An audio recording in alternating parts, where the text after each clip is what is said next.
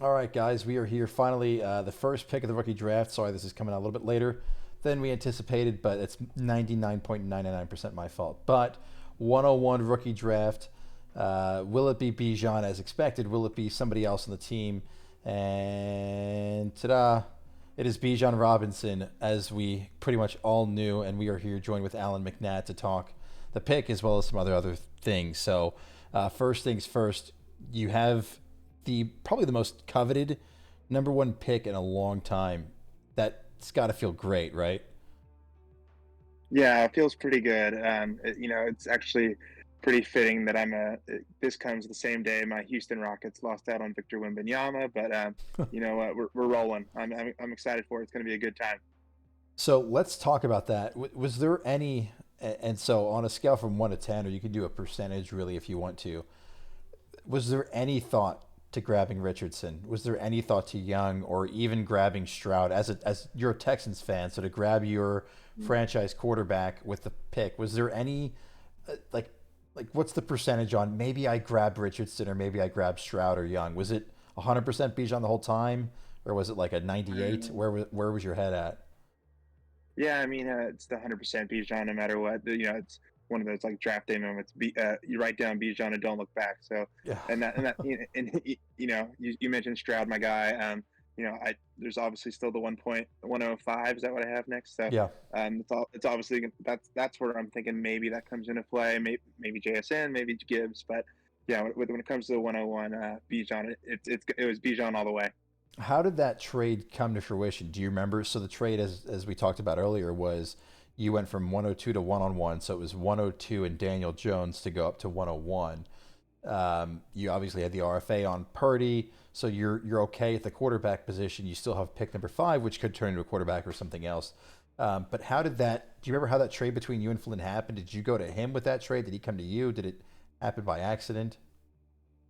I honestly think it happened by accident. I don't recall how I found out, but once I found out I could trade members of my team that I wasn't planning on re-signing, I mean, I think it was full steam ahead. Jones Yeah. is an all right quarterback, but not someone I was necessarily trying to build off of. So, I thought that was he's useful to someone, and that someone happened to be Flynn. So, used him plus my 102 to grab that 101, grab a player I needed. So, looking forward to it. Without going into detail, how much more would you have been willing to pay if Flynn countered and said, "Okay, I want your 24 first"? Would you have smashed accept? Would you have not some like Absolutely not. No, not just move one spot. I think I mean, I probably wouldn't have added more. I probably just would have switched up the Jones for like would have added in pick. I would have switched Jones for picks. okay, Whether that's a high third, mid second. I'm all, just something. it. Yeah, it would have been something, but I wouldn't say it was substantially more. All right, cool. That's good stuff. So let's talk a little bit more about your division and your team specifically. So you've said multiple times, and we pinned it kind of as a joke, but Yeah, you've said multiple times now you're the favorite in the division. Where do you think yeah. that comes from? Is that from confidence in your team? Is that from lack of faith in other teams? Somewhere in between? What's that look like Mhm. for you? I definitely. Sorry, I'm outside on my deck out here in Arkansas, and it's May and it's 60 degrees, so it's a little cold. No worries. um, I'd say it's definitely a little bit of both. Confidence in my team. I mean, you look at my team. I have one of the best quarterback rooms. I have one of the best running back rooms. With the Lamb trade, I have a decent wide receiver room, and I have a top tier tight end. Like, that's the team that can beat anybody. And then you look at the rest of the division. I mean, I'm playing with Morgan and the Webster Tigers. Like, what are we doing here, man? I'm playing with um, I'm playing with the Rutro Raggy. He's all right, but Dan Flashes is going to be my only real competition here. So, um, again, I'm sorry to sound cocky, but I don't think it's that wild of a statement to say I'm the favorite in the division. Yeah, and just as a rundown quickly of your roster, Justin Herbert, Justin Fields, and Brock Purdy as your quarterbacks. Ken Walker. I know there's some ambiguity with Joe Mixon, but still, I mean, he's going to be your flex player now, I would assume, with Bijan. So Ken Walker, Joe Mixon as your main running back core, wide receivers, CeeDee Lamb, DJ Moore, Rashad Bateman, who I know, if I'm not mistaken, you have a lot of faith in Bateman. You're one of the Bateman believers, kind of, or I know, like when the trade happened with you and Cam Hunt, you were.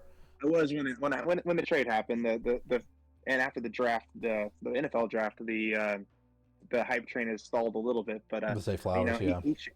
he shined a little bit while he was playing. Yeah, and then even at the tight end where Mark Andrews is there, you've got great depth at wide receiver: George Pickens, Paris Campbell, Hunter Renfrow, Chase Claypool, Terrence Marshall, Khalil Shakir, plus more picks in this draft. So I totally understand kind of where you're coming from with that confidence.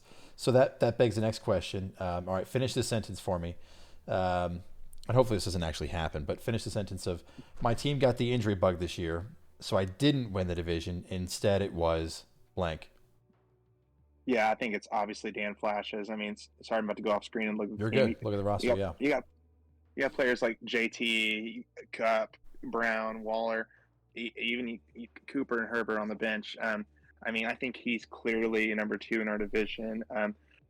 You know, Corbeck too is a question mark. Henry is going to fall off a cliff here soon. We don't know when that'll be, but I think if you look at just the entire roster up and down, he's going to be my biggest competition in the division, and I don't think it's particularly close. So you're thinking it's going to be a situation where he maybe grabs a wild card, but there's not a chance at him taking the division from you. I mean, let me see.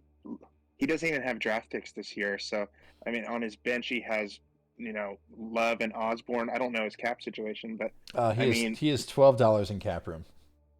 oh, So poor so his poor his his cap poor guy. situation is not a situation at all. But I No, mean, Aaron right, Rodgers, right. Russell Wilson, Jordan Love, good quarterback core. Derrick Henry, JT, that's scary. Kirk, Cup, AJ Brown, scary. Darren Waller, scary. Amari Cooper, Khalil Herbert, scary. Yeah, But that's actually his entire team. And KJ yeah. Osborne. He has nothing I else. mean, let me ask you, who are you taking out of us two? I Which think roster would you rather have? no, I think I would 100% rather have the roster that you're playing with. I think that this is the definition of, I mean, stars on Dan Flash's Yeah. team, but the problem is that's everybody, and there's nobody else, and you have $12 in cap. Dan is an Yeah. aggressive trader, so I could totally see him making a big move somewhere and making that to his advantage. But I think Dan has work to do, whereas I think you're in a really good spot at the same time. Yeah. Um, It seems like Dan has gone all in with just some questionable players I wouldn't have gone all in with, especially like Darren Waller. Darren Waller, he's on the downslope. Russell Wilson, like, I mean, maybe he'll be a top 10 quarterback. And Derrick Henry, like I said, he's gonna hit the rock bottom soon. We just yeah. have no idea when that's gonna be. Yeah, I love the Waller trade he did though. I don't know if you saw it. It was Darren Waller and Christian Kirk he got for Chris Godwin and a third, an early third. I love that for him because, yes, I agree Waller's on the downside, but like Yeah, you got him Kirk's and the best Kirk. player in that trade. Yeah, and then you can argue Godwin. I know K makes loves Godwin, which is who the trade was with. So it's like, okay, Kirk and Godwin are even. So you got Waller for a third. Like I think that's a steal. The good news for Dan is a lot of his contracts do expire at the end of this year, so his cap situation should improve. He's got 115 on Henry, Yeah. 43 on Waller. So we'll see. It is very much all in. No picks in 24, if I'm not mistaken, too. Oh Um, my gosh, I didn't even see that. Yeah, yeah, the that's Dan, that's that's a tough look. yeah, but we'll see. I mean, this is one of those things where if it works, we're going to look at him and say he's a genius. But yeah, we'll have to see it first. All right, last question. Well, second to last question I have for you because I got a gimme fun one at the end. So you didn't bid on a single restricted free agent. Every single free agent came up, $0. Continue on with my life. What's the idea behind that? I mean, we just went over your team. It's pretty solid. Is that Mhm. purely it? Hang on to some money, sign my draft picks, and have some wiggle room Yeah. from there, or hmm Well, if anyone uses my cap sheet or has seen my cap sheet for the next few years, I mean, I'm in the green this year, but I'm already in the red for next year and the year after that. For and I haven't even resigned anybody, so just trying to do some cost mitigation strategies right now. I've had a list of things I can do to save some cap for next year, and these I think these free agents this year, especially restricted free agents, were not worth the extra money I'd have to spend, considering what I could save by rolling over some cap into next year when we could potentially be restructuring contracts next year. I could at this point I can use any extra dollar I can get. So yeah. when it comes to the restricted free agents, I didn't think that really any of them had much value to me besides my own QB3. But yeah, that's kind of what it came down to. Also, unbeknownst to me, had my sleeper notifications off like the past month. Oh, So there it is. um, The that real reason. right. So that's not gonna lie. That's another huge reason why I didn't bid. But looking back on it, like seeing the restricted free agents, like I didn't see them being as immediate starters on my team. The only one being like maybe Derrick Henry, but again, that's not a stock I want to buy into at any point. Right, which is super fair. Oh god, I hit the wrong button. So that does it for us. Any final Yeah. thoughts? Any last comments? Anything else you want to kind of say? Yeah, I'm just doing a little scan of the league. Just looking at I'm just still really pissed at my boy Chase. You know, we got him into this league. We're super happy to have him, but he's the one who decided to bid me up on Purdy. Don't appreciate it, you know, but you know, it is what it is. Business is business. So, The shout out to my boy Chase. Happy to have you. Looking forward to a fun draft. the best part about the Chase bid was I messaged him. I was like, "Hey man, you won the bidding. Like, I'll talk to Alan and we'll go from there." And he's just Yeah. like, "He's not going to match. I'm not worried about it." Oh, And then really? yeah, then you match, and he's just like, "Oh, well, he can have him then, I guess." But Yeah. I he was not texted ready for him when I that. got the bid.